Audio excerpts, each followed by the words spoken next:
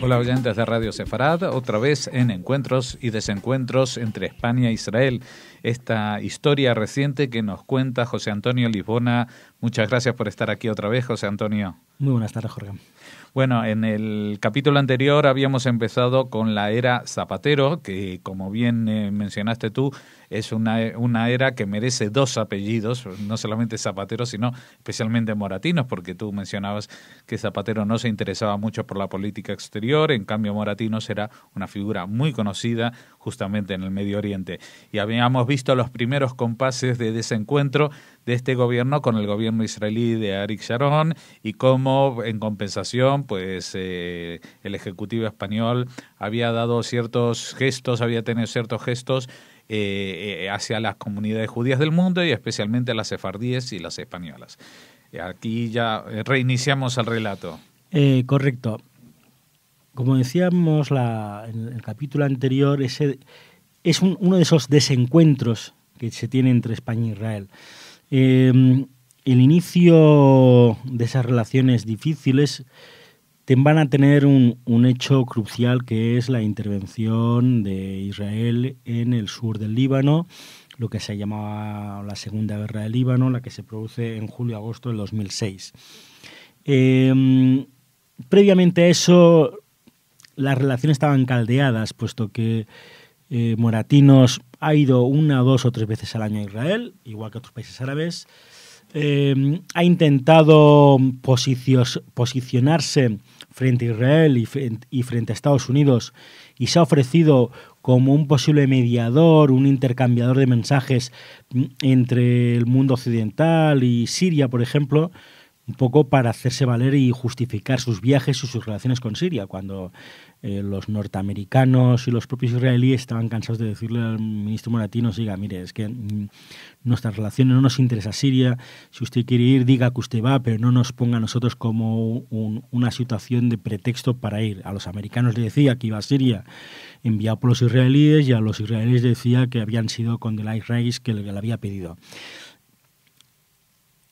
Los israelíes podían tener una imagen parcial del ministro Moratinos, sobre todo porque tenían la imagen de el amigo de Arafat, la persona que durante el periodo que había sido en la Unión Europea el enviado especial había mantenido unas relaciones más estrechas. Pero Yasser Arafat muere, Moratinos asiste a las exequias que se hacen en Egipto, no va a Ramallah, pero sí a Egipto, y a partir de ahí solo falta el primer desencuentro grave. Y el primer desencuentro grave será, como he dicho, en julio-agosto del 2006, porque el gobierno español se comporta más como partido socialista que como gobierno de un Estado. Efectivamente, cuando se leen los comunicados, podía ser en segundo, tercero, cuarto párrafo cuando había la condena, por ejemplo, del secuestro de los soldados israelíes, o de los ataques por parte de cohetes en el norte de Líbano, porque ahora estamos sufriendo todos los días, y estos días estamos sufriendo también la caída de cohetes a los alrededores de Gaza, pero hay que recordar que en el año 2006 el frente donde más cohetes caían es en la zona de arriba, en la frontera con Líbano. Entonces, en ese momento hubo una intervención militar por parte israelí.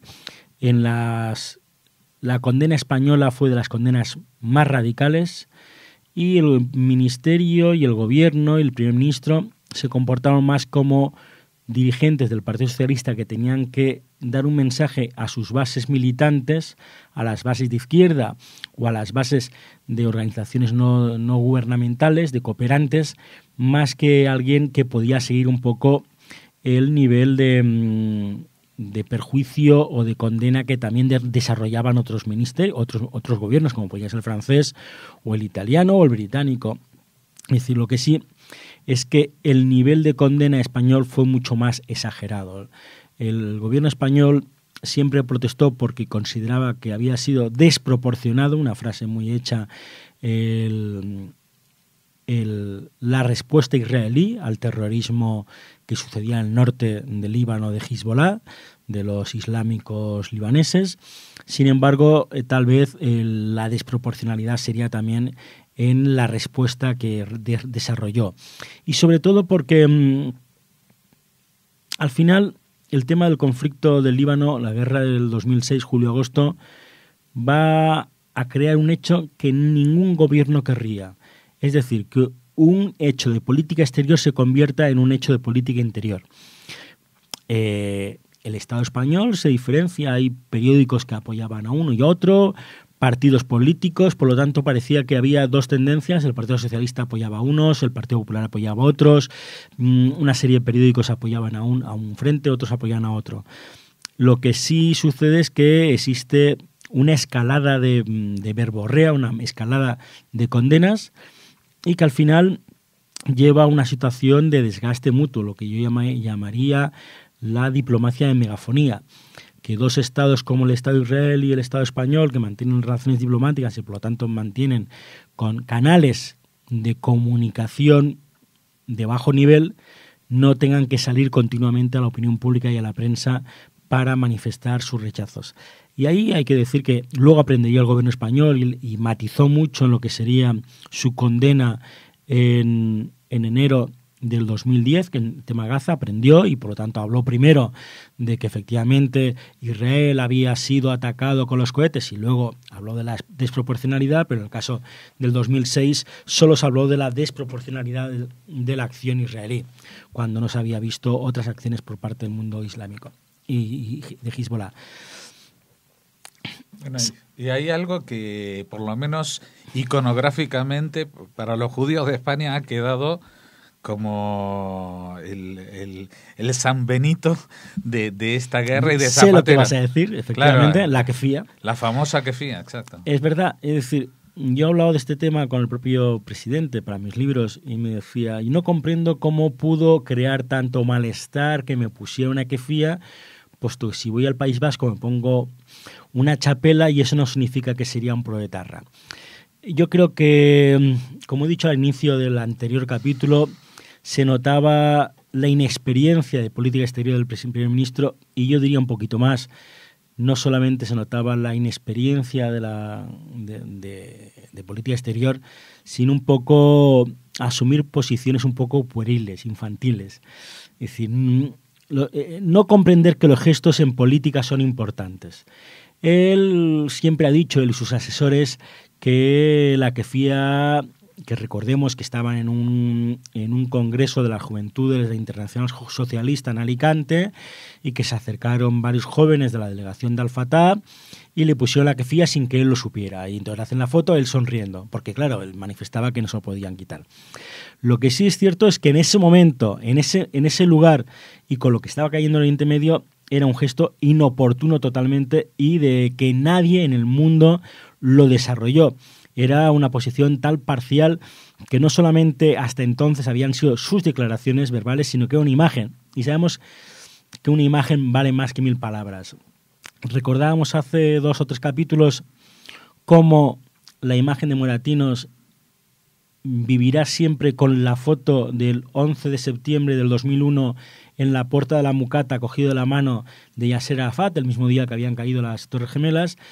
Pues Rodríguez Zapatero, gobierno español, respuesta de España oficial ante la intervención israelí en el sur del Líbano, fue un presidente que sonreía y asumía una posición pro-Palestina con la kefía. Sí, y aparte otra cosa, Moratinos tiene otro momento iconográfico para los judíos de España, que es pocos días después de este suceso, pues algo que yo nunca había visto, que en la televisión española, en todos los canales, aparece una reunión de Moratino con los dirigentes judíos de España y él con mutuas acusaciones que no me vas a llamar antisemita y no vas a llamar a este gobierno antisemita, entre los pocos judíos muy conocidos de las comunidades de España y el presidente y el ministro Moratinos, que hasta ese entonces siempre se vanagloriaba de tener muchas amistades judías, ¿no? Ese es otro momento que también tuvo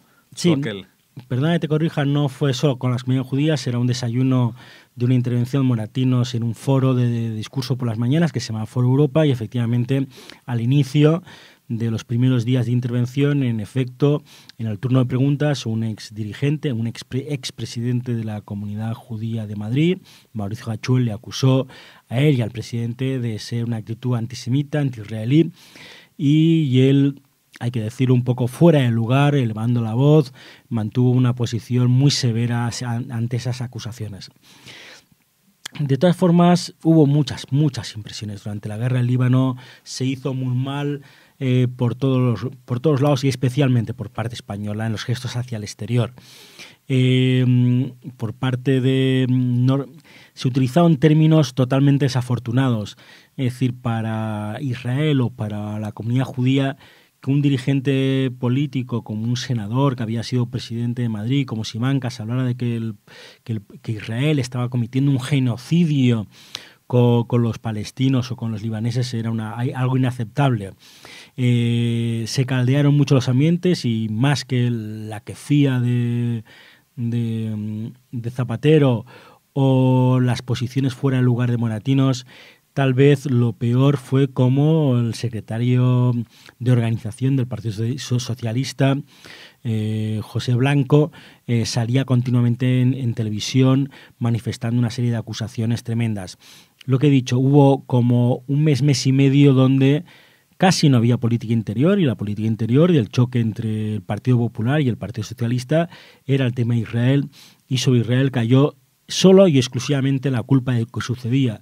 Y eso marcó básicamente porque a partir de ese momento hubo manifestaciones, se pusieron que iban miembros del Partido Socialista al frente y miembros del gobierno al frente, cosa que también había manifestaciones en París, Roma, Berlín, pero no había miembros de los gobiernos que iban al frente. No supo gestionar bien el Partido Socialista, el gobierno, dónde acababa la responsabilidad oficial de gobierno y dónde acababa la responsabilidad de militancia de partido. Se les escapó de las manos. También hay que decir que en ese momento aquí la escalada verbal también por parte del entonces embajador de Israel aquí, Víctor Arel, pero también es cierto que tal vez como embajador de un Estado no podía permitir las acusaciones que se estaban desarrollando.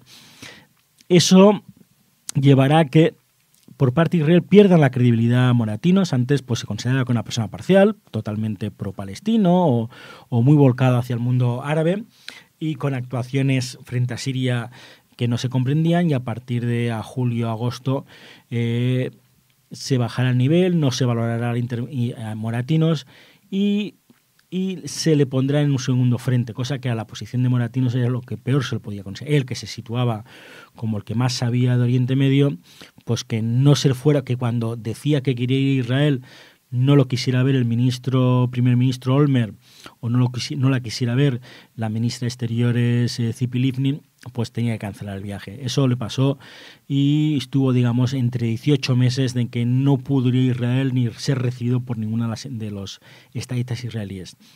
Pero sobre todo porque Israel, igual que cualquier otro país, en sus relaciones internacionales, en su política exterior, puede tener posiciones encontradas o opositoras o más cercanas, pero siempre de credibilidad. Y es algo que se le acusaba a esa administración española, porque aunque fue muy duro la posición que mantuvo España de acusaciones totalmente desproporcionadas a lo que había dicho Israel en Líbano, lo que sí es cierto es que a partir de septiembre, es cierto, España intenta compensar eso un poco con la intermediación de las tropas españolas en el sur del Líbano junto con otros países, y por lo tanto quería colaborar en lo que sería una franja de colchón para proteger a las poblaciones israelíes del norte de Israel. Eso no bastaba, y a su vez el ministro Moratinos, que seguía considerando que tenía un gran oráculo sobre Oriente Medio y que tenía conocimientos para eso, estaba intentando intrigar con Francia en ocasiones, con Italia en otras, y a veces con los pobres portugueses, aunque los portugueses decían que no era cierto, creando planes de paz, que es lo que peor puede hacer. Y los israelíes o los norteamericanos se levantaban por la mañana y leían New York Times, o leían Haaretz, o leían El País, o leían Le Monde, o leían The Guardian, y veían que había una carta firmada por por dos primeros ministros, como sucedió en una cumbre hispano-francesa en Gerona, el primer ministro Zapatero y el primer ministro Chirac, creando un plan de paz para Oriente Medio y para los árabes israelíes. Y decían los israelíes, oiga, es mi problema, seré yo el que tendré que... Pero por lo menos infórmeme, le diré, cambie esto, está equivocado, podemos avanzar en este punto, esto lo podemos modificar. Pero lo que no podían hacer es tener sorpresas. Y pasó de ser alguien que no tuvo credibilidad a alguien a quien se le apartó en Israel, no a Moratinos, si se lo hubiera a Moratinos, es que se apartó la presidencia española tanto de Moratinos como de Moncloa. Es decir, a partir del año 2007-2008 entramos en un gran vacío de relaciones que son en los peores momentos de las relaciones. Solo más tarde volverá a suceder cuando en el año 2009-2010...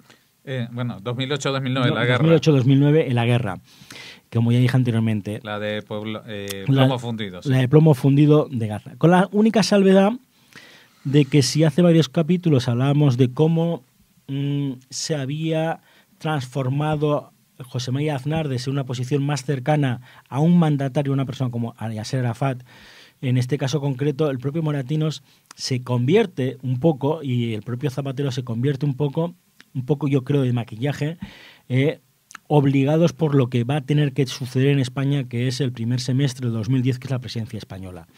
Y por lo tanto, al mismo tiempo que tenía una posición dura respecto a Israel, luego más tarde el señor Zapatero y el propio Moratinos es el que tiene una posición más cercana hacia un personaje que no gustaba nada y que era totalmente diferente a la posición española, como era Lieberman, el último ministro de Exteriores actualmente. Por lo tanto, la Realpolitik llega también a la Moncloa, llega también al Ministerio de Exteriores español, y comprenden que se inicia una nueva fase y que efectivamente esa nueva fase será durante la presidencia española.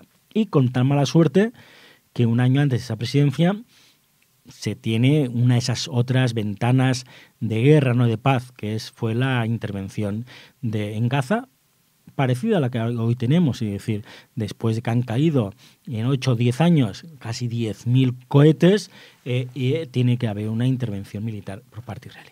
Oye, te quería preguntar, porque hubo un hecho que igual no sé si ha tenido alguna repercusión en las relaciones, que fue en el año 2005, cuando todavía estaba Ariel Sharon, con el plan de desconexión de Gaza, que ha tenido sus consecuencias años después, porque Gaza al principio era una zona que era como una especie de experimento. Dijeron, vamos a ver si funciona, si la autogestión totalmente al margen de cualquier control israelí funciona, y pasó todo lo contrario, que los que se hicieron con el poder no eran la OLP que estaba en el gobierno de la autoridad palestina, sino el grupo Hamas, y hubo una especie de guerra civil, y después estos ataques que han seguido hasta ahora.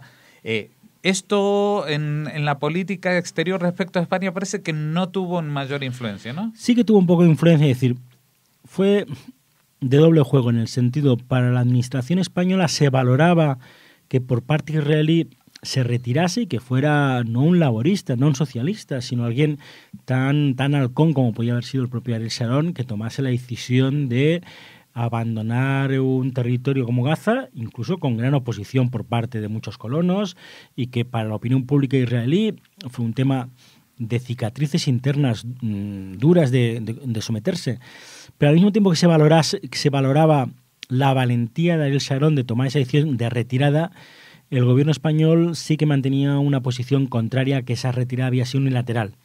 Un poco, hoy día, si hablasen los mismos interlocutores de entonces, los actores de entonces, podrían asumir esto. Es decir, hoy nos podemos encontrar en que Gaza, al ser unilateral, al no pactar esa salida, se dejó a que entraran los violentos en Gaza y hubiera una zona no controlada. De todas formas, la imagen de ese Sharon, que para muchos era el Sharon de Sabri Shatila, fue cambiada, y la opinión pública española se vio como alguien que efectivamente quería avanzar en el proceso de paz, y a pesar de que tenía mucha opinión pública en contra. Pero es cierto que la decisión de llevarlo de forma unilateral no estaba compartida por parte del gobierno español, y luego más tarde podrían acusar, como se ha acusado, a que al ser unilateral se abandonó un poco el control de la situación y que Gaza, cuando fue en las primeras elecciones municipales y posteriormente, pues ganarán Hamás, que hay que decir que, al igual que se puede decir que el ministro Moratinos tenía una serie de actitudes más pro-palestinas que pro-israelíes, sí que no hay ninguna duda que es uno de los grandes enemigos de Moratinos, y Moratinos también era del grupo Hamás. Hamás, cuando él era enviado especial, estuvo muchas veces haciendo acuerdos de paz y situaciones de alto del fuego, y siempre fueron violados por el mismo Hamás. La relación de Hamás con Moratinos nunca fue buena. Pero sí que es cierto, como tú has dicho, que efectivamente la imagen de Israel y de Sharon fue positiva en ese momento. Volverá a haber otra ventana favorable, que será el mismo hombre, primer ministro Olmert, que rechaza a Moratinos por, mentiroso, al cual considera que nunca dice la verdad, que lo que dice en Tel Aviv no es lo que dice en Damasco, y lo que dice en Damasco no es lo que dice en Ramallah, que es lo que siempre le acusaba al primer ministro entonces Olmert. Volverá a haber una visión de cercanía entre Olmert y Moratinos después de Anápolis. Y es verdad que, por lo que ha dicho en los últimos meses el propio Mahmoud Abbas, estuvieron cercanas a las posiciones de paz. Y eso lo valoró Moratinos, y se volvió a reconstruir un poco las malas relaciones entre España e Israel después de Anápolis. Lo que sí es cierto es que en el enero 2009 vuelve a suceder una guerra. En ese momento España aprende un poco de lo que había sido en el 2006. También hay acusaciones de desproporcionalidad por parte de las tropas israelíes, pero son mucho más matizadas, y hay que decir justo en ese momento, que el propio Moratinos intervino mucho en Moncloa y intervino mucho en Ferraz, la sede del Partido Socialista, para moderar la posición del Partido Socialista. Sobre todo porque sabían que en el segundo semestre ya iban a ser troika y la presidencia era distinta. El propio Zapatero viajó por primera vez, no solo viajó junto con otros 5 mandatarios europeos a Jerusalén para apoyar a Olmert y apoyar el alto el fuego, después de haber estado en Sheikh al-Sheikh. Pero si se delataba la foto de la Kefía una actitud muy pro-palestina, cuando alguien recuerda la cara de Zapatero en Jerusalén, es como una cara que está a disgusto. Ves a Merkel, ves a Sarkozy, ves al primer ministro de Chequia, ves al primer ministro italiano, pero cuando ves al primer ministro español es como, ¿qué estoy haciendo aquí? ¿Qué hago aquí? Esto no me gusta. Es decir, no solamente no le gusta el mundo exterior, sino que no le gusta esa imagen que tiene de estar cerca del Goliat y no cerca del débil. Hoy diríamos que tenía cara de Artur Mas visitando Madrid. Efectivamente. Pues nada, estamos en los prolegómenos del capítulo final, que será la próxima entrega dentro de 2 semanas. Muchas gracias, José Antonio Lisbona, por habernos acercado a esta historia de encuentros y desencuentros entre España e Israel.